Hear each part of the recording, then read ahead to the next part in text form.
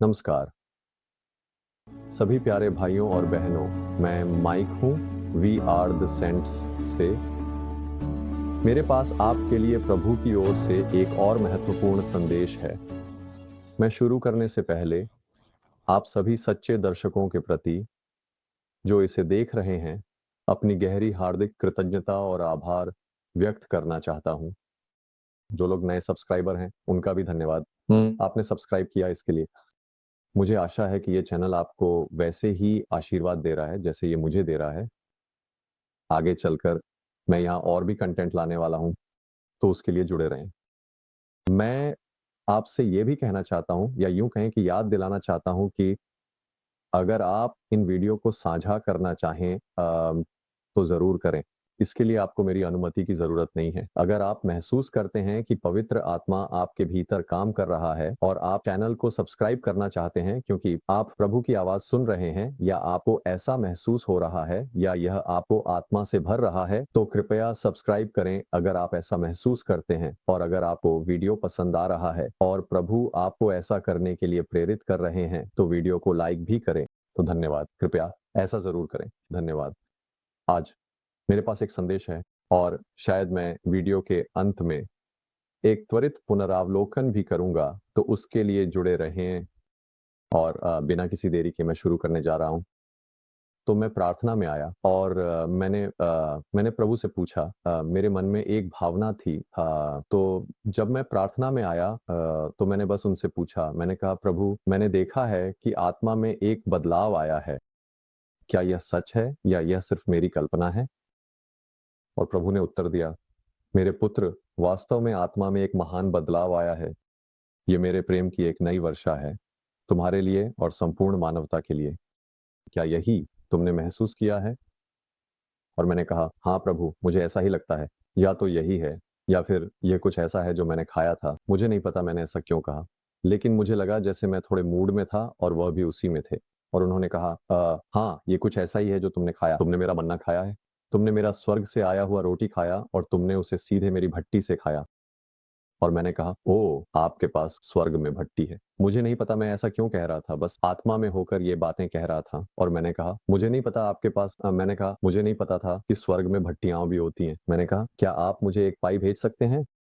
और उन्होंने कहा, तो फिर एक विनम्रता की पाई कैसी रहेगी? और मैंने कहा, अभी तो मैं उसी से भरा हुआ हूँ। और उन्होंने कहा, ओह! मुझे पता है, तुम पवित्र आत्मा से भरे हुए हो, इसमें कोई शक नहीं। उन्होंने कहा, क्योंकि मैंने तुम्हारी प्रतिक्रिया देखी थी जब मैंने तुम्हें पहले एक वचन दिया था और वह सच था। उन्होंने मुझे पहले किसी और बात के बारे में एक वचन दिया था, और मैं इतनी खुशी से अभिभूत हो गया था और बस आत्मा वह जैसे मुझ में समा गई थी। और उस समय मैं खुद को बहुत जीवंत महसूस कर रहा था। और मैं प्रभु से कह रहा था। मैंने कहा, हाँ, जब आपने मुझे वह वचन दिया था तो मैं बहुत उत्साहित था। और मैंने कहा, ओह! आप जानते हैं, चलो, चलो, मुझे पता है कि आप कुछ कहना चाहते हैं। तो मैंने कहा, प्रभु, आप अपने बच्चों से क्या कहना चाहते हैं? और उन्होंने कहा, मेरे पास बहुत सारा और बहुत नया रोटी है, नई-नई प्रकटियाँ और अपनी दुल्हन के लिए अद्भुत चीज़ें हैं।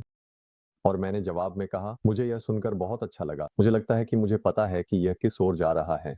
और उन्होंने आगे कहा, मुझे लगा था कि तुम्हें ये पसंद आएगा। ये वो आखिरकार मुझे पता है कि तुम्हें सरप्राइज़ कितने पसंद हैं मेरे, और सच में मुझे सरप्राइज़ पसंद है। फिर उन्होंने आगे कहा, तो मेरी फाका पूनो जो आने वाला है, वह मेरी आत्मा से भरा हुआ है। नए विश्वासियों, नए कार्यों और एक नई फसल का समय आ रहा है। मनुष्यों की कलीसियाओं में एक बड़ा हिलना-डुलना होगा। एक बड़ा धोखा जो ईंट और गाड़े की कलीसिया को चीर कर रख देगा। यह मेरा ही किया हुआ है क्योंकि वह समझौता कर चुकी है। कई लोग एक नए सिद्धांत या एक नए सुसमाचार के साथ आएँगे और दावा करेंगे कि वे मुझे जानते और स्वीकारते हैं, लेकिन वे मानवता के बड़े धोखेबाज हैं। वे धार्मिक नेताओं को यह विश्वास दिला देंगे कि एक नया आधुनिक धर्म दुनिया को बचा सकता है, चमत्कार और चंगाई दिखाएँगे और प्रकाश के दूतों के रूप में छद्मवेश करेंगे। अब जब तुम उन्हें यह कहते सुनो, देखो वहाँ मसीह है, तो उन पर विश्वास मत करना क्योंकि मैं उनके साथ नहीं हूँ और एक बड़ा पतन शुरू हो चुका है। मेरे प्रिय बच्चों, डरो मत। तुम मेरी आवाज जानते हो, मेरी भेड़ें मेरी सुनती हैं और वे किसी और का अनुसरण नहीं करेंगी। लेकिन मैं उनके विरुद्ध एक मानक खड़ा कर रहा हूँ। बूढ़े और जवान एक साथ आएंगे और अंधकार में मेरी ज्योति बनेंगे। वे साहस के साथ सत्य का प्रचार करेंगे और मेरी आत्मा उनमें उठ खड़ी होगी और ऐसी जलती हुई ज्वाला बन जाएगी जिसे बुझाया नहीं जा सकता। वे मेरे वचन को जानेंगे और वह हड्डी और मज्जा तक गहराई से काटेगा। गेहूं भूसी से अलग कर दिया जाएगा। अब कोई भी गुनगुना चर्च नहीं रहेगा, क्योंकि वे पूरी तरह मेरी सेवा करने के लिए प्रेरित होंगे या पूरी तरह गिर जाएंगे। एक नई सेना उठ रही है जो खोए हुओं से प्रेम करेगी। कई नेता दोषी ठहराए जाएंगे और अज्ञात प्रेरित की सलाह लेंगे जो मेरी आत्मा के द्वारा उन्हें मिस्र से बाहर ले जाएगा, क्योंकि मैं अपने विश्वास योग्य लोगों के साथ रहूंगा जिन्हें बुद्धिमानों ने ठुकरा दिया है। सेवकों में सबसे निम्न को अपने कप्तान और अपने सेनापति बनाऊंगा। उस नई लड़ाई में जो खींची जा रही है, वे नई फसल को प्रार्थना करना और मेरा वचन जानना सिखाएंगे और उसे उनके हृदयों में गहरा अंकित कर देंगे, और वे आत्मा और सत्य में मेरी आराधना करेंगे। मेरी आत्मा उनके हृदयों से बहता हुआ एक झरना होगी। वे अलौकिक रूप से मजबूत किए जाएंगे और मानवता के प्रति मेरे प्रेम का बिगुल बजाएंगे। तुम मेरे प्रिय, जब तुम एक अद्भुत फसल काटोगे, तो तुमने वैसे ही प्रेम किया है जैसे मैंने किया। तुमने वैसे ही दया दिखाई है जैसे मैंने दया दिखाई, और तुम विश्वास योग्य और सच्चे रहे हो, और मैं तुम्हें बहुत बड़ा प्रतिफल दूंगा। आने वाले दिनों में योवाई जीवन के हर क्षेत्र से, पृथ्वी के चारों कोनों से बहुत से लोग इस सच्चाई और निर्विवाद समझ तक पहुंचेंगे कि मैं ही प्रभु हूं, नासरत का यीशु, इस्राएल का पवित्र। हे मेरे परमेश्वर, सारी सृष्टि के परमेश्वर। और लगभग एक साथ ही वे अपने घुटनों पर गिर पड़ेंगे और अपनी आंखों में आंसू लिए मेरी आराधना करेंगे। भीड़ की आंखें अलौकिक रूप से खुल जाएंगी, मानो एक ही समय में। तो इसके बाद इस बिंदु पर मैंने थोड़ा हस्तक्षेप किया और पूछा, प्रभु, क्या आप सैकड़ों हजारों लोगों की बात कर रहे हैं? करोड़ों, उन्होंने कहा। मैंने कहा, ओह प्रभु, फिर करोड़ों लोग। उन्हें तो मार्गदर्शन की जरूरत होगी, उन्हें मदद चाहिए होगी। प्रभु ने आगे कहा, और यही वह जगह है जहां तुम सब आते हो, मेरे बगीचे के मेरे अनमोल फूल। तुम्हें मेरी नई झुंड को ने इकट्ठा करने के लिए तैयार रहना होगा। क्या मैंने यह नहीं कहा था कि मेरे पास और भी भेड़ें हैं जिन्हें मुझे लाना है? हाँ, मैं तुमसे ही बात कर रहा हूँ। हाँ, तुम मेरे प्यारे, तुम जो इस चैनल की ओर आकर्षित हुए हो। क्या तुम्हें लगता है कि यह सब संयोग से हुआ है? नहीं, नहीं, नहीं। मैंने तुम्हें यहाँ इसलिए लाया है क्योंकि मुझे तुम्हारी मदद चाहिए, तुम्हारी शख्सियत, तुम्हारा रवैया चाहिए, ताकि तुम मेरे इन नए बच्चों का मार्गदर्शन कर सको। मेरे बेटे और बेटियां, मेरी छोटी सी झुंड, इन्हें सुरक्षा चाहिए। इन्हें मेरे ओवन से भोजन चाहिए, यूं कहें तो। मेरा मन्ना जो जो मैंने तुम्हें दिया है, अब तुम्हें उसी से इन बच्चों को भोजन देना होगा। ये बहुत आनंद का समय होगा। तुम्हें पूर्णता और गहरी संतुष्टि का अनुभव होगा। तुम मेरी आत्मा से भर जाओगे और ये संक्रामक होगी। मेरी सारी छोटी छोटी व्यस्त मधुमक्खियां से चारों ओर गूंज रही हैं, मेरे सुंदर बगीचे में परागण कर रही हैं, नए अंकुर, नए फूल और नई जिंदगी ला रही हैं। देखो, हम सब इसमें एक साथ हैं, जैसा होना चाहिए, जैसा मैंने हमें बनाया है।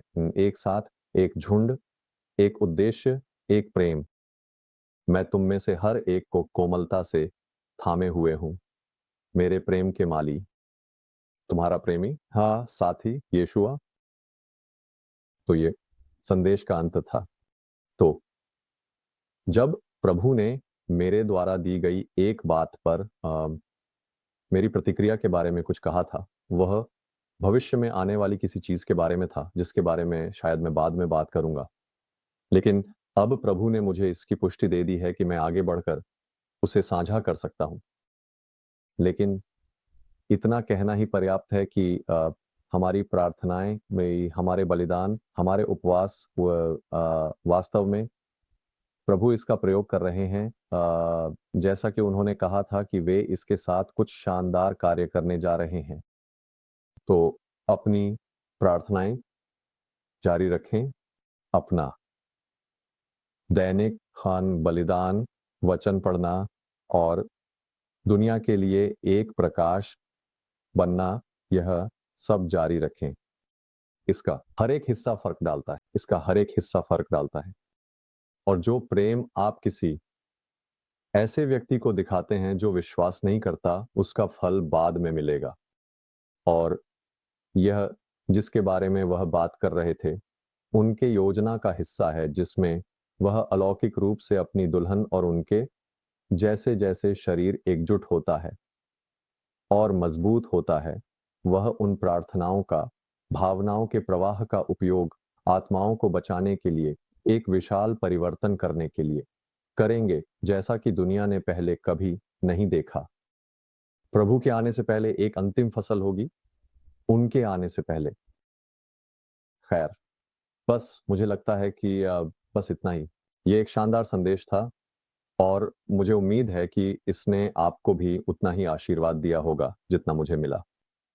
मैं आपको देखने और संदेशों को साझा करने के लिए धन्यवाद कहना चाहता हूँ। मैं इसे यहीं समाप्त करने जा रहा हूँगे और आशा करता हूँ कि अगली वीडियो में जो आपसे फिर मुलाकात होगी। ईश्वर आपको आशीर्वाद दें। शालोम।